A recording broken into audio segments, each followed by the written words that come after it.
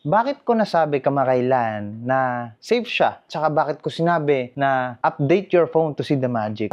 Basically, yung iOS 18.1 kasi, isa-summarize ko sa inyo, doon nag-umpisa si Apple luwagan yung kanilang security pagdating sa mga replacement ng mga battery, camera, LCD. But right now, pag nag-update po kayo ng iOS 18.1 ay, hindi ko naman sinasabing lahat, pero majority sa kanila ay magkakaroon ng True Tone and battery health. Pakita ko sa inyo yung sample. Halika. Personal phone ko. Okay? Yan. I am currently running on iOS 17.7.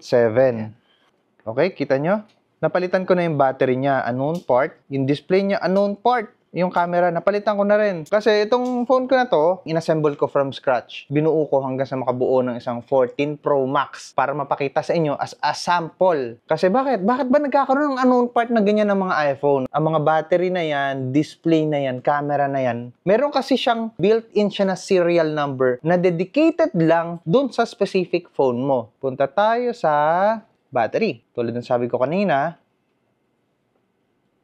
negative. Kita nyo? Important battery message, unable to verify. While sa True Tone,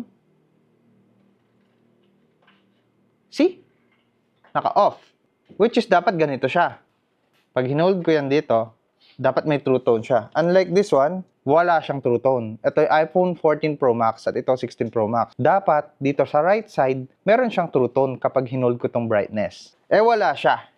Let's skip to the good part. Halika rito ulit. Pupunta ako sa Generals, Software Update. Checking for update. Ayun na, okay. Downloading na ako ng iOS 18.1. Ngayon, ilalapag ko tong phone dito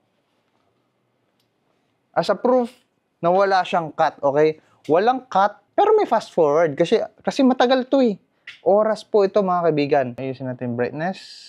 Yung auto lock, ine-never po namin para hindi siya mag-black screen. Then, ibabalik ko po dito sa software update.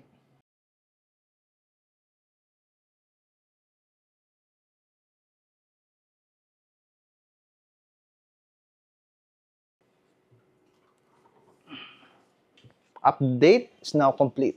Ngayon, moving forward, continue. Wow! Okay. Continue. Don't use passcode. Don't use passcode. Don't share. Swipe up. Mga friends, punta tayo ngayon sa settings, generals, about. Running na ako ngayon sa iOS 18.1. Okay? Cleared. Going back. Andito pa rin yung 5 notifications ko. Finish your battery repair, your display repair, camera repair, your setting up your phone. Naging 4 na lang siya. Kanina 5. Check natin. Una kay battery. Sabi niya, a new battery was detected. Okay, itong camera. Restart. So, ang sabi niya, i-force niya ako mag-restart. Pero, sige, mamaya tayo magre-restart. Okay? Check muna natin si health. Ito. Battery. See, meron na akong health. From negative to 100%. Ngayon, let's go to the display, which is yung True Tone.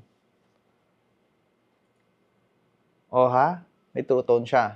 So, case cleared, okay? Siguro naman, natalungan ko kayo from the back of your mind na safe mag-update sa iOS 18.1. Pero yung green screen, ibang issue yon. Pero still, ang big deal dito is yung battery health at yung True Tone. I'm giving you the go signal right now to click the update button and enjoy your iPhone.